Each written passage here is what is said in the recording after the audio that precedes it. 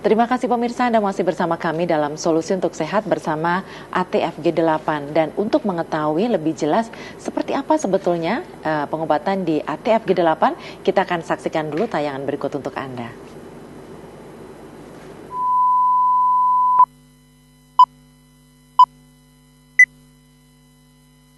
Saya punya keluhan kronis. Saya adalah penderita hipertensi. Keluhan saya asam urat dan vertigo. Keluhan saya kolesterol dengan darah tinggi. Keluhan saya rematik jantung. Saya Haji Marjani Hussein, usia 58 tahun. Keluhan saya asma, darah tinggi, sesak napas. Jadi kalau kambuh tuh saya sesak napas, terus tidak bisa jalan, dikasih obat sembuh. Tapi kalau obatnya habis, saya langsung nyesek lagi. Kayaknya tidur tuh susah, sakit semua. Terapi secara rutin, seminggu sekali, terus 2 minggu sekali, sampai 7 kali, sudah ada perubahan. Perubahannya ya napas saya terasa lega. Kalau tidur juga nyenyak, udah nggak susah lagi dah tidurnya.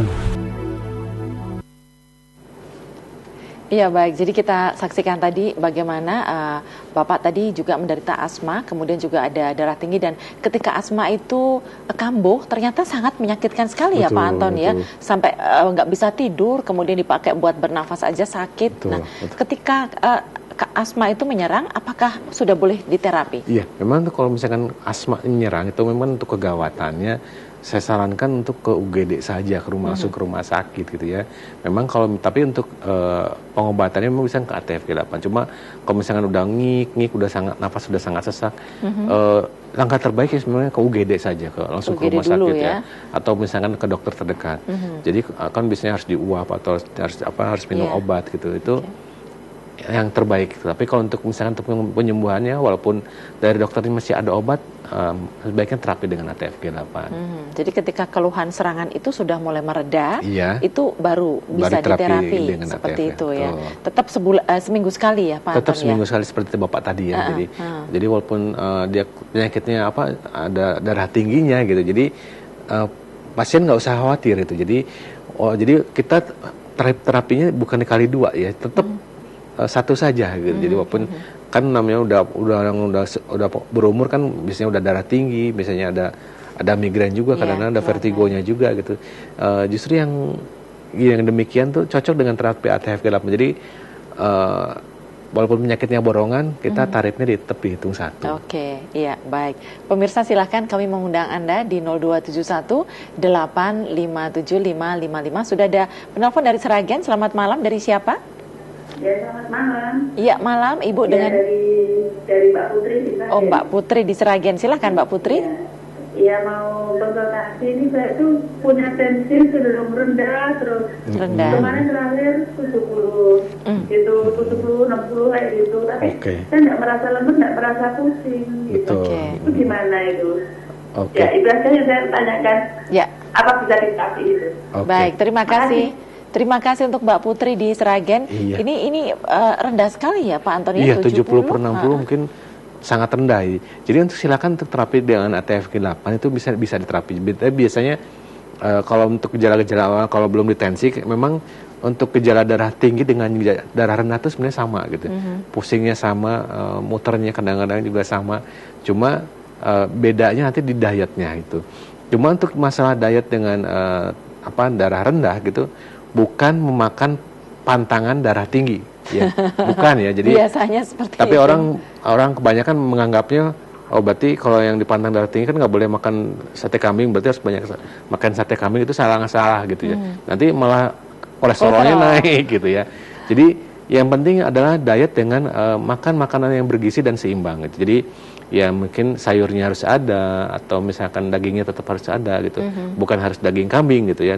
Daging sapi, daging ayam pun boleh gitu ya. Jadi ya yang penting seimbang lah gitu. Jadi kadang-kadang gitu biasanya yang saya sering lihat untuk pasien yang penderita darah rendah itu biasanya dia takut gemuk, biasanya diet terlalu ada diet yang salah gitu. Atau mungkin nggak sarapan. Atau nggak sarapan gitu. Biasanya takut gemuk, jadi intake-nya kurang. Jadi malah belum bisa dibilang kurang gizi gitu ya. Iya. Nanti silahkan aja terapi dengan TFG8 dengan dibantu dengan pola makan yang betul.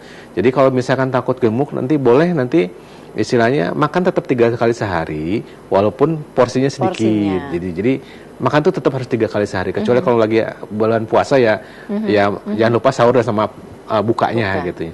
Tapi makan payah juga harus nanti dibantu dengan terapi ATFG8. Oke, silahkan ya untuk Mbak Putri bisa datang ke ATFG8, jangan ditunda-tunda karena ini bahaya, tensinya rendah tapi nggak ada gejala, itu kan tambah bahaya ya. Tambah bahaya. Sinyal-sinyal tubuh itu nggak ada. Betul. Bahkan kalau misalnya kan darah rendah pun bisa mengakibatkan stroke gitu ya. Mungkin secara umum kan stroke akibat darah tinggi gitu ya. Kalau stroke darah rendah itu akibat dari darahnya nggak nyampe ke otak gitu. Jadi itu juga sangat berbahaya. Jangan dibiarkan terlalu lama juga itu. Saya rasa ya tadi segeralah terapi ATFG8 dan perbaiki pola makannya gitu ya. Oke, Pak Anton, ada anggapan yang mengatakan bahwa ketika seseorang menderita darah tinggi atau tensinya tinggi, itu nggak boleh dipijat, termasuk juga untuk yang darah rendah. Apakah aman ini di ATFG8? Sudah terbukti aman dan bahkan banyak pasien yang istilahnya lepas obat gitu. Jadi kan bahkan ada pasien yang bilang, aduh saya menyesal ketemu ATFG8-nya baru sekarang gitu. Saya udah terlanjur berobat kemana-mana, udah jual rumah, udah jual sawah, jadi sekarang numpang sama anak gitu. Jadi memang biaya untuk pengobatan macam-macam itu sebenarnya mahal gitu. Jadi kalau walaupun sekarang udah ada BPJS gitu ya, cuma kalau misalnya untuk yang istilahnya yang pengen lebih nyaman konsultasi ke dokternya biasanya butuh biaya yang lebih gitu ya. Oke, baik. Silahkan untuk pemirsa masih kami undang di 0271-857-555. Keluhan apa yang belum Anda dapatkan, keluhan kesembuhan yang belum Anda dapatkan ya, silahkan konsultasikan di sini 857-5555. Kemudian Pak Anton, kalau misalnya datang ke ATFG8 ini apakah harus membawa rekam medis? Kemudian bagaimana kalau belum memiliki rekam medis? Iya. Jadi untuk datang untuk berobat ke ATFG8 mungkin akan lebih baik dengan ada rekam medisnya. Jadi supaya kita tahu bahwa penyakitnya apa. Soalnya banyak sekali penyakit. Ada penelpon ya, kita sapa dulu. Selamat malam. Halo. Iya, Bapak dengan siapa di mana? Bapak Heru. Bapak Heru. Silakan Pak Heru di Solo. Ya, kami mau nanyakan ke kami terapi 3 kali ya untuk menaikkan ke contoh. Jadi sampai berapa kali kita menaikkan saya masih bantu dengan Pak. Maaf Bapak, keluhannya gimana Pak? Ya di pundak-pundak ini memang gitu. Pundaknya berat gitu ya Pak ya? Ya. Tapi masih sudah cek kolesterol sama normal. Kolesterolnya udah normal ya Pak ya? Ya, sama trigliseridnya. Tapi trigliseridnya masih tinggi ya Pak ya? Ya, mungkin orang juga masih normal. Kami sudah terkasih ini 3 kali ya, ada. Oke. Jadi pantangan apa sih yang bisa kami jalankan untuk menormalkan? Iya, baik. Oke. Baik, ada pertanyaan lagi mungkin Pak, atau ada yang ingin disampaikan lagi Pak Heru? Atau sudah cukup? Harus berapa kali terapi? Oh gitu. Okay. Ya. Baik. Terima kasih Pak Heru. Jadi ini Pak Heru juga salah satu pasien yang sudah membuktikan ya ada perubahan dan hasil positifnya Pak Anton. Jadi untuk sebenarnya kita untuk patokan untuk sembuh tiap pasien sebenarnya berbeda Pak. Jadi memang pasien yang usianya sepuh sama pasien yang muda pasti lebih cepat sembuh yang muda Pak. Kemudian pasien yang penting Pak gini, ada pasien yang manut sama nggak manut, itu yang bisa diatur Pak. Tapi kayaknya banyak yang nggak manut ya Pak. Iya, jadi kalau misalkan udah tahu kan ini pertama adalah kita harus tahu pantangan orang yang penyakit darah tinggi. Pertama adalah untuk darah tinggi dengan yang penyakit yang kolesterol tinggi itu sebenarnya sama Pak. Jadi pertama harus menghindari makanan yang berlemak gitu. Jadi yang bergaji-gaji yang mungkin termasuk kaldu gitu itu nggak boleh gitu Pak. Jadi makan yang serba kukus, serba rebus, banyak sayur, banyak buah. Mungkin kalau misalkan Bapak kangen makan daging, tapi dagingnya nggak boleh digoreng atau dikukus, tapi lemaknya harus dibuang. Apa istilahnya, dagingnya harus daging merah gitu. Jadi nggak boleh banyak lemaknya gitu. Jadi yang krewet-krewet itu nggak boleh gitu ya. Padahal itu yang enak ya. Iya betul.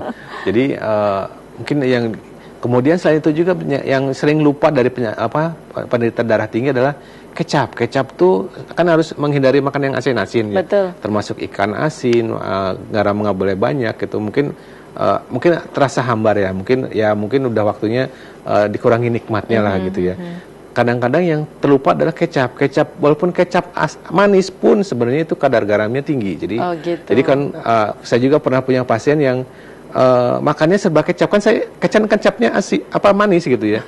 Itu biasanya karena ketidaktahuan gitu, itu termasuk yang gagal sembuh gitu ya. Jadi untuk pastinya Pak, memang ini saya ada bukunya. Jadi kadang-kadang kalau diutarakan kadang-kadang ada yang lupa, sama istilahnya sama temen yang satu rumah atau keluarga yang satu rumah juga harus bantu lah gitu. Jadi mengingatkan atau misalkan tiba-tiba bawa oleh-oleh yang sebenarnya kita pantang gitu. Misalnya ada yang kue yang asin-asin, misalkan yang itu juga saya rasa ikut membahayakan gitu ya.